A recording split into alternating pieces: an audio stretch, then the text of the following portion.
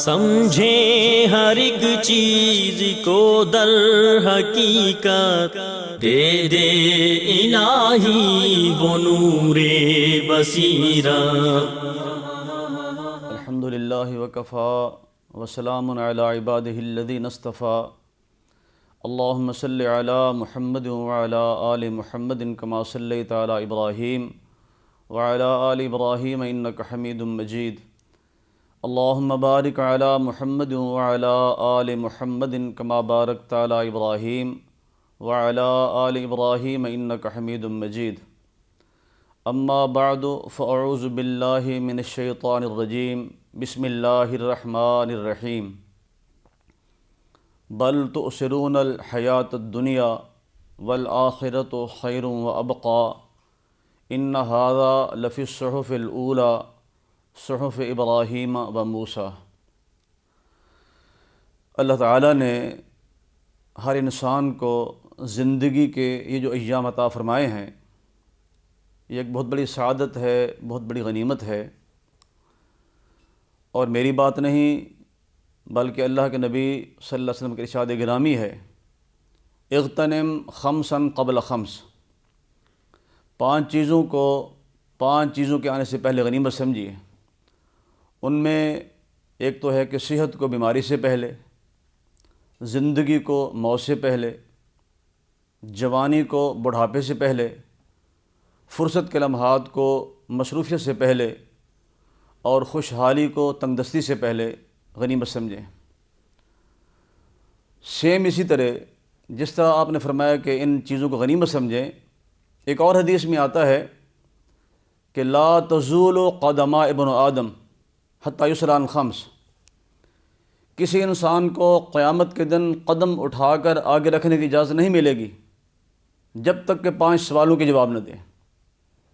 جن چیزوں کو غنیمت شمار کرایا ہے، کویسچن بھی، سوال بھی انہیں 5 کے متعلق ہوں گے۔ ان عمرہ فیما افناہ، ان شبابہ فیما ابلاہ، ام مالہ من این اکتسبہ وفیما ذا انفقہ وماذا عمل فیما علم۔ یہ 5 سوال ہیں۔ ایک سوال زندگی کے متعلق ہے کہ اپنی زندگی کن کاموں میں صرف کی۔ جوانی کے متعلق سوال ہوگا کہ جوانی کو کہاں کھپایا۔ مال کے متعلق 2 قسم کے سوال ہیں۔ پہلا سوال ہے من این اکتسبہ، مال کیسے کمایا، جائز ذرائع سے یا ناجائز ذرائع سے۔ وفی ماذا انفقہ، اور دوسرا سوال ہے اسے خرچ کس مد میں کیا تھا۔ اور 5واں سوال ماذا عمل فیما علم، جو مسائل سن کر یا مطالعے کے ذریعے ان کو سیکھا تھا، سمجھا تھا، پڑھا تھا، ان پر عمل کس حد تک کیا ہے۔ تو جن چیزوں کو غنیمت شمار کرایا گیا، انہی کے متعلق پھر سوال سب سے پہلے قیامت کے دن ہوگا۔ اور ایک بات بڑی عجیب ہے کہ 5 چیزوں کو غنیمت سمجھیں، جس حدیث میں آیا ہے اس میں کہا کہ اپنی زندگی کو موت سے پہلے، پھر جوانی کو بڑھاپے سے پہلے۔ حالانکہ زندگی میں انسان کی عمر کے 3 حصے آ جاتے ہیں، بچپن بھی، جوانی بھی، بڑھاپا بھی، لیکن پھر جوانی کو الگ کیا ہے۔ اور اسی طرح جس حدیث میں ہے کہ سوال کیا جائے کہ 5 چیزوں کے متعلق، اس میں بھی یہی انداز ہے کہ زندگی کے متعلق سوال، پھر جوانی کے متعلق الگ سوال ہے۔ اصل وجہ یہ ہے کہ انسان کی عمر کا یہ حصہ جوانی والا، اس میں انسان کے پاس پوری قوت موجود ہے، پوری طاقت ہے، اس کو غلط کاموں پہ صرف کرے جب بھی اس کے پاس قوت موجود ہے، اور اگر نیک عمل کرنا چاہے جب بھی قوت پوری موجود ہے، لمبا قیام، لمبا سجدہ، لمبا رکوع، عبادات کا اہتمام بخوبی یہ سر انجام دے سکتا ہے جوانی میں۔ اس لیے اس عمر کو بطور خاص الگ کیا ہے۔ اور ہماری جو زندگی ہے، اس زندگی کی مثال ہم سفر سے بھی دے سکتے ہیں، اس کی مثال کتاب سے بھی دے سکتے ہیں کہ زندگی ایک سفر ہے۔ اکثر آپ نے دیکھا ہوگا بسوں پر، ویگنوں پر لکھا ہوتا ہے کہ زندگی ایک سفر ہے۔ تو جس طرح ہم ایک شہر سے دوسرے شہر سفر کرتے ہیں، ہمارے سفر کی ایک منزل متعین ہوتی ہے، 40 کلومیٹر ہے، 50 کلومیٹر ہے، 100 کلومیٹر ہے۔ بیانی اسی طرح ہماری زندگی کے سفر کی بھی منزلیں متعین ہیں، اور اللہ کے نبی صلی اللہ علیہ وسلم نے اپنی امت کے لوگوں کی عمر کی ایوریج اور اوسط بیان فرما دی۔ آپ فرماتے ہیں میری امت کے لوگوں کی عمر ما بین 60 الی 70، 60 اور 70 کے مابین ہے۔ قل من یجاوز، اس سے تجاوز کرنے والے، آگے بڑھنے والے بہت کم لوگ ہوں گے۔ یوں سمجھیں کہ اگر کسی کو 70 سال سے اوپر عمر مل گئی ہے تو اس کے لیے بونس ہے، اللہ نے اس پر خاص انعام کیا ہے، ورنہ یہ ایوریج اپنی پوری کر چکا۔ اور ہماری ساری توقعوں کا بھی ہم نے سوچا ہے صرف انہی 60 سالوں کے لیے، 70 سالوں کے لیے ہے، تو ہمیں کوشش کرنی چاہیے اپنی زندگی کے ایام اچھے گزار کے جائیں۔ جس طرح عام سفر میں ایک ملک سے دوسرے ملک، ایک شہر سے دوسرے شہر جانے کے لیے ہمیں زاد راہ کی ضرورت ہوتی ہے، سفر خرچ کی ضرورت ہوتی ہے، بعینی اسی طرح زندگی کے سفر میں بھی ہمیں زاد راہ کی ضرورت ہے، اور اس کا زاد راہ، اس کا نام ایمان ہے۔ ایمان اور تقوی یہ زاد راہ ہے اس سفر کا۔ اور پھر جس طرح زندگی کے عام سفر میں ملک کا سفر ہے یا شہروں کا سفر ہے، ایک شہر سے دوسرے شہر، ہمیں خطرہ ہوتا ہے کہ ہماری کوئی جیب نہ کاٹ لے، ہماری دولت کو، ہمارے روپے پیسے کو کوئی لوٹ نہ لے۔ بعینی اسی طرح زندگی کے سفر میں بھی ایسے ڈاکو موجود ہیں جو ایمان کی دولت پر ڈاکہ ڈالنے کی کوشش کرتے ہیں، لوٹنا چاہتے ہیں۔ ان خطرات سے بھی ہمیں بچ بچ کے نکلنا ہے، اپنے آپ کو سنبھال کے اس سفر کو طے کرنا ہے۔ ہم نے زندگی کی مثال کتاب سے بھی دی جا سکتی ہے کہ زندگی ایک کتاب ہے۔ آپ کہیں گے کہ کتاب کے لیے ضروری ہے اسے کوئی لکھنے والا ہو، پھر اسے کوئی پڑھنے والا ہو۔ ہاں، ہماری زندگی کی کتاب بھی لکھنے والے موجود ہیں اور اس کو پڑھا بھی جائے گا۔ کبھی غور کریں، قرآن مجید میں اس مسئلے کو کھول کھول کے بیان کیا گیا ہے۔ ہر شخص کی زندگی کی کتاب لکھی جا رہی ہے، جو کچھ یہ لکھوا رہا ہے، لکھنے والے اللہ نے 2 مقرر کر دیے ہیں جو لکھ رہے ہیں مسلسل۔ ان کا نام کیا ہے؟ کرامن کاتبین یعلمون ما تفعلون۔ اللہ کے 2 مکرم اور معظم فرشتے کاتب ہر انسان کی زندگی کی کتاب کو تیار کر رہے ہیں۔ ان کی ڈیوٹی کیا ہے؟ سورہ قاف میں تفصیل موجود ہے۔ اذ یتلقی المتلقیان عن الیمین وعن الشمال قعید۔ 2 ہیں آپ کی گفتگو کو لینے والے، آپ کے اعمال کو، آپ کے کردار کو لینے والے 2 ہیں۔ عن الیمین ایک دائیں جانب، عن الشمال ایک بائیں جانب، قعید یہ مستعد ہیں، تیار بیٹھے ہیں۔ ڈیوٹی کیا ہے؟ ما یلفظ من قول الا لدیہ رقیب عتید۔ لفظ کا معنی ہے پھینکنا۔ عربی زبان کا ایک محاورہ ہے، اکلت التمر ولفظت النوات۔ میں نے کھجوریں کھا لیں، گٹھلیاں پھینک دیں۔ جو کچھ یہ زبان سے پھینکتا ہے، جو کچھ زبان سے بولتا ہے، ما یلفظ من قول، جو لفظ بھی زبان سے بولتا ہے، الا لدیہ رقیب عتید، یہ مستعد ہیں، تیار بیٹھے ہیں، ان کی قلم کی نوک سے کوئی لفظ رہ نہیں سکتا۔ اور ابن کثیر رحمۃ اللہ علیہ نے ابو امامہ سے ایک قول نقل کیا ہے، ابن کثیر تفسیر میں سورہ قاف کے ضمن میں، کہ دائیں جانب والا جو فرشتہ ہے اس کی 2 ڈیوٹیاں ہیں۔ ایک تو یہ کہ انسان جب نیک عمل کا ارادہ کرے اس کو لکھ لے، صرف ارادے سے لکھ لیتا ہے۔ جب نیک عمل کرے اس کو 10 سے لے کر 700 گنا تک بڑھا کے لکھتا ہے۔ اور دوسری اس کی یہ ڈیوٹی ہے کہ بائیں جانب والے فرشتے کی نگرانی کرتا ہے کہ کوئی غلط بات اس کے کھاتے میں نہ ڈال دے، جو کام اس نے نہیں کیا اس کے کھاتے میں نہ لکھ دے، اس کی نگرانی بھی کرتا ہے۔ تو انسان سے خطا سرزد ہو جاتی ہے، غلطی ہو جاتی ہے، انسان سے خطا کا پتلا ہے۔ کل بنی آدم خطا وخیر الخطائین التوابون، یہ آپ کی حدیث ہے۔ آدم کا بیٹا کل بنی آدم خطائن، خطا کار ہے، اور سب سے بہتر خطا کار وہ ہیں التوابون، غلطی ہوئی اللہ سے معافی مانگ لی، اس سے توبہ کر لی۔ تو انسان سے جب غلطی ہوتی ہے، کوتاہی ہوتی ہے، یہ لکھنے کی کوشش کرتا ہے تو دائیں جانب والا فرشتہ اس کو روک دیتا ہے کہ بھائی ابھی نہیں لکھنا۔ وہ کہتا کیوں؟ تو نے صرف ارادہ کیا تھا نیک عمل کا، لکھ لیا تھا، اس نے گناہ کر لیا ہے، غلطی کر لی ہے، جب بھی نہ لکھوں؟ تو یہ اسے کہتا ہے کہ تھوڑی دیر انتظار کر لے، ہو سکتا ہے یہ اللہ سے توبہ کر لے، اللہ سے معافی مانگے، اللہ اسے معاف کر دے، ضرور لکھنا ہے۔ تو 1 گھنٹہ، پھر 2 گھنٹے، 3 گھنٹے، الی 7 ساعات، 7 گھنٹے تک اس کو روکے رکھتا ہے کہ اس کے کھاتے میں یہ عمل نہیں لکھنا جو اس نے کیا ہے، ہو سکتا ہے یہ اللہ سے معافی مانگے، توبہ کر لے۔ جب یہ 7 گھنٹے گزر جاتے ہیں توبہ نہیں کرتا، تو پھر کہتا ہے کہ ایک گناہ کیا ہے تو ایک ہی لکھنا ہے، اس پہ زیادتی نہ ہو، ایک غلطی کی ہے تو ایک ہی لکھنی ہے اس کے کھاتے میں۔ تو آئیے وہ مالک کتنا ہمارے اوپر مہربان ہے۔ تو یہ دونوں ان کی ڈیوٹی ہے کرامن کاتبین کی کہ ہماری زندگی کی کتاب کو تیار کر رہے ہیں، ہماری زندگی کی کتاب لکھی جا رہی ہے۔ جب یہ تیار ہو جائے گی پھر پیش کر دی جائے گی۔ ہمارے ہاں ایک رواج ہے عدالتوں میں، تھانوں میں، ہر شخص کی اگر کوئی وہاں چلا جائے تو ضمنی لکھی جاتی ہے، مثل تیار ہوتی ہے۔ جب ضمنی لکھی جائے، مثل تیار ہو جائے، پھر اس کو پیشی مل جاتی ہے۔ یہی انداز ہے، جب انسان کی ضمنی تیار ہوگی، مثل تیار ہوگی، یہ نام دے لیں، یا کتاب تیار ہوگی، یہ نام دے لیں، تو پھر اس کا پیشی کا وقت آ گیا۔ وہ بھی سورہ قاف میں اگلی آیات میں موجود ہے، وَجَاءَتْ سَكْرَةُ الْمَوْتِ بِالْحَقِّ ذَلِكَ مَا كُنْتَ مِنْهُ تَحِيدُ وَنُفِخَ فِي الصُّورِ ذَلِكَ يَوْمُ الْوَعِيدِ وَجَاءَتْ كُلُّ نَفْسٍ مَّعَهَا سَائِقٌ وَشَهِيدٌ لَقَدْ كُنْتَ فِي غَفْلَةٍ مِّنْ هَٰذَا فَكَشَفْنَا عَنْكَ غِطَاءَكَ فَبَصَرُكَ الْيَوْمَ حَدِيدٌ۔ قرآن مجید نے کھول کھول کے بیان کیا ہے۔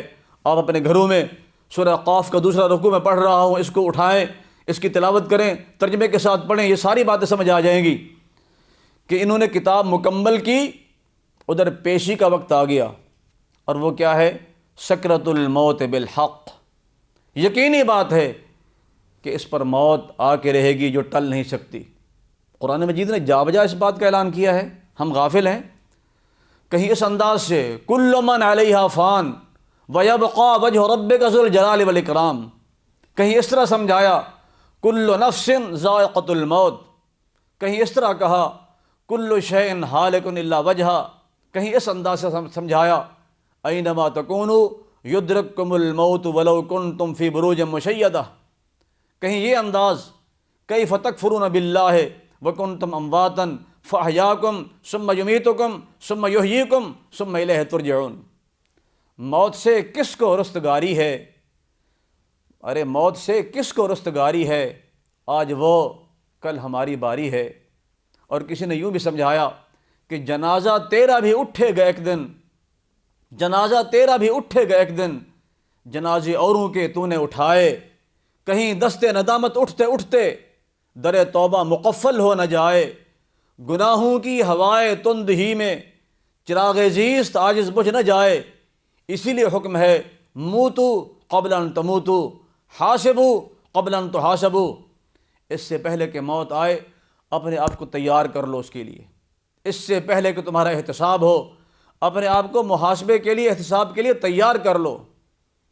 اور سچی بات ہے، اس سے کسی کو مفر نہیں ہے۔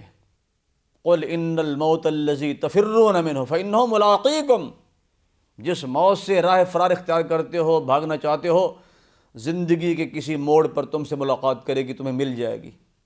تو آئیے اس انداز سے تیاری کریں کہ مرنے کے بعد یہ حکم ہو، یا ایتھا النفس المطمئنہ ارجعی الی ربک راضیۃ مرضیہ فادخلی فی عبادی وادخلی جنتی۔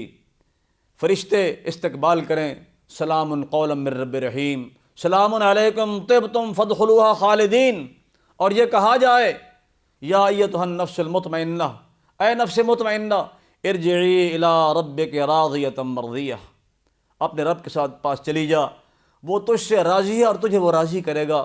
فادخلی فی عبادی، میرے بندوں میں داخل ہو جا، وادخلی جنتی، اور میرے جنت میں ہمیشہ ہمیشہ کے لیے داخلہ ہے۔ اس انداز سے انسان زندگی گزار کر جائے کہ اس انداز سے اس کا استقبال ہو۔ اللہ سے دعا ہے کہ رب العالمین ہمیں توفیق نصیب فرمائے۔ اور مرنے کے بعد پہلا جو دارالامتحان ہے وہ قبر ہے۔ اس کے بعد جہاں ہم نے جانا ہے وَنُفِخَ فِي الصُّورِ ذَلِكَ يَوْمُ الْوَعِيدِ، جب سور پھونکا جائے گا قبر سے نکل کر حشر کے میدان میں جائیں گے۔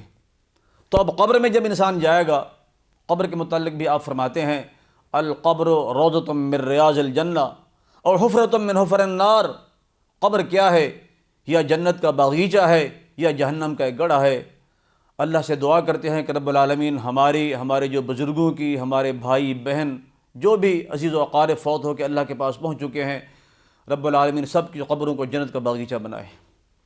تو قبر میں جانے کے بعد وہاں بھی 3 سوال ہیں، 3 کویسچن وہاں بھی ہوں گے، اور اس مالک کی کتنی مہربانی ہے، اس اللہ نے پیپر آؤٹ کر دیا ہے، پہلے بتا دیا ہے کہ فلاں فلاں سوال ہوں گے، ان کی تیاری کر کے آؤ۔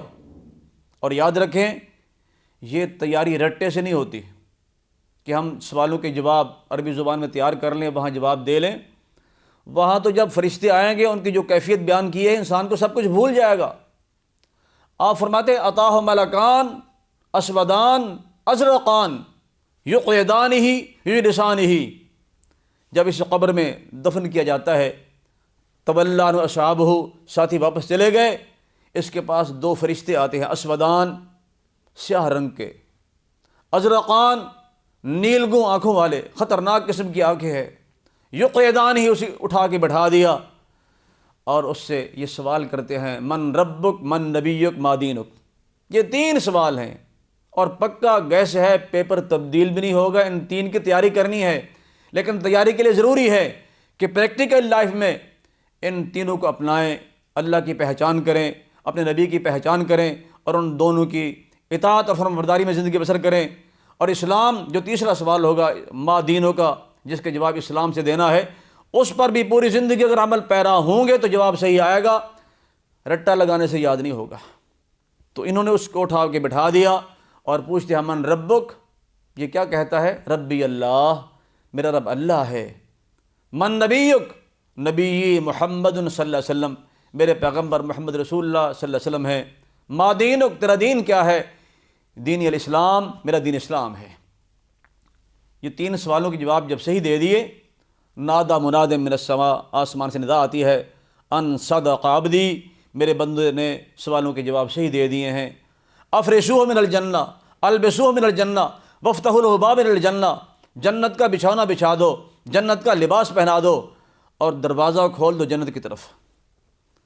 یہ وہ خوش نصیب ہے جس نے سوالوں کے جواب عملی زندگی میں صحیح معنوں میں تیار کیے، قبر میں بھی جواب صحیح دے سکے گا، اور اس کے لیے انعام ہے اللہ کی طرف سے۔ اگر جواب صحیح نہ ہوئے اور یہ کہتا رہا کہ ہا لا ادری، ہا لا ادری، مجھے معلوم نہیں ہے، مجھے معلوم نہیں ہے، تو اس کے لیے بھی ہے نادا منادن، ندا آ رہی ہے، افرشوہ من النار، البسوہ من النار، وفتحوا له بابا الى النار، جہنم کا بچھونا بچھا دو، جہنم کا لباس پہنا دو، اور دروازہ کھول دو جہنم کی طرف۔ اللہ تعالیٰ اس دوسرے بد انجام سے محفوظ فرمائے۔ تو یہ اگر سوالوں کے جواب صحیح ہیں تو انجام اچھا ہے۔ اللہ سے دعا کریں کہ رب العالمین ہمیں صحیح جواب دینے کی توفیق نصیب فرمائے۔ باقی رہی اگلی بات، جب قبر سے اٹھیں گے انسان کیا کہہ رہا ہے؟ من بعثنا من مرقدنا، ہمیں ہماری خوابگاہ سے کس نے اٹھا دیا ہے؟ تو بتایا جائے گا ھذا ما وعد الرحمن وصدق المرسلون، رحمان نے جو وعدہ کیا تھا وہ دن آ گیا ہے، اور جو رسولوں نے کہا تھا وہ سچ کہا تھا۔ اس لیے اب میدان حشر میں جانا ہے، تو میدان حشر میں وہ کتابیں تھما دی جائیں گی، جس کتاب زندگی کی میں نے تذکرہ شروع میں کیا تھا کہ زندگی کی کتاب کو لکھوا رہے ہیں، یہ کتاب ملے گی، یلقاہ منشورا، ہر ایک کو دی جائے گی، اور کہا جائے گا اقرا کتابک کفا بنفسک الیوم علیک حسیبا، اپنی کتاب کو خود ہی پڑھ لے، تیرا حساب لینے کے لیے تیری کتاب ہی کافی ہے۔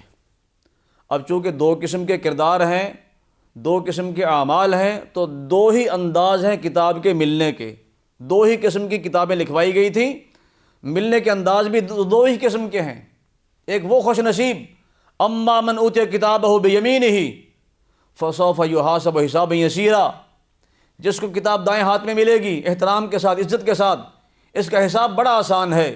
اور دوسرا اما من اوتی کتابہ وراء ظہرہ، ملے گی بشمال ہی، بائیں ہاتھ میں، لیکن وراء ظہرہ، پیٹھ کے پیچھے سے، سوف یدعو ثبورا یصلی سعیرا، اس کا برا انجام ہے۔ اور کیا کہتا ہے؟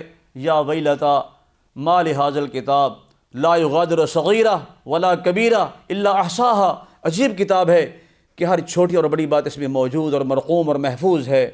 مالک فرماتے ہیں وجدوا ما عملوا حاضرا، جو کچھ کرتا رہا ہے دنیا میں کردار، وہ سب کچھ اس میں محفوظ اور مرقوم اور موجود ہے۔ اللہ نے کسی پر ظلم نہیں کرنا، تو اس کو کتاب مل جائے گی۔ اور قرآن حکیم نے سورہ حاقہ میں پھر مزید تفصیل بیان کی، اما من اوتی کتابہ بیمینہ فیقول ہاؤم اقرؤوا کتابیہ انی ظننت انی ملاق حسابیہ فہو فی عیشۃ راضیہ فی جنۃ عالیہ قطوفہا دانیہ کلوا واشربوا ہنیئا بما اسلفتم فی الایام الخالیہ۔ جسے کتاب دائیں ہاتھ میں ملے گی، اچھے انجام میں ہے، اور لوگوں کو بلاتا ہے کہ آؤ اقرؤوا کتابیہ، دیکھو بڑا خوش ہے، میری کتاب کو پڑھو، اس یقین کے ساتھ زندگی بسر کی تھی کہ میرا حساب ہونے والا ہے۔ انی ظننت انی ملاق حسابیہ فہو فی عیشۃ راضیہ، خوش و خرم زندگی بسر کرے گا، فی جنت عالیہ، بلند باغات میں، قطوفہا دانیہ، جہاں تمام قسم کے پھلوں کے خوشے اس کے سامنے جھکے ہوئے ہیں، اور حکم ہو رہا ہے کلوا واشربوا ہنیئا بما اسلفتم فی الایام الخالیہ، جہاں سے جی چاہے کھاؤ پیو کہ اپنی زندگی کی کتاب اچھی لکھوا کے آئے ہو۔ اور دوسرا اما من اوتی کتابہ بشمالہ، جسے کتاب بائیں ہاتھ میں ملے گی، فیقول یا لیتنی لم اوتا کتابیہ، اے کاش مجھے یہ کتاب نہ دی جاتی، لم ادر ما حسابیہ، مجھے پتہ نہیں میرا حساب کیا ہے، ما اغنی عنی مالیہ ہلک عنی سلطانیہ، مجھے نہیں معلوم میرا حساب کیا ہے، آج میرا مال میری دولت میرے کسی کام نہیں آئی۔ حکم ہو رہا ہے خذوہ فغلوہ ثم الجحیم صلوہ، اس کو پکڑ لو اور زنجیروں میں جکڑ لو، پھر اس کو جہنم میں اوندا کر کے پھینک دو۔ رب العالمین سے دعا ہے کہ رب العالمین اس انجام سے محفوظ فرمائے، اور جب ہی محفوظ ہوں گے جب زندگی کی کتاب صحیح لکھوا کے جائیں گے۔ اللہ سے دعا ہے کہ رب العالمین ہمیں اپنی زندگی کی کتاب کو صحیح لکھنے کی اور لکھوانے کی توفیق نصیب فرمائے۔ اقول قولی ھذا۔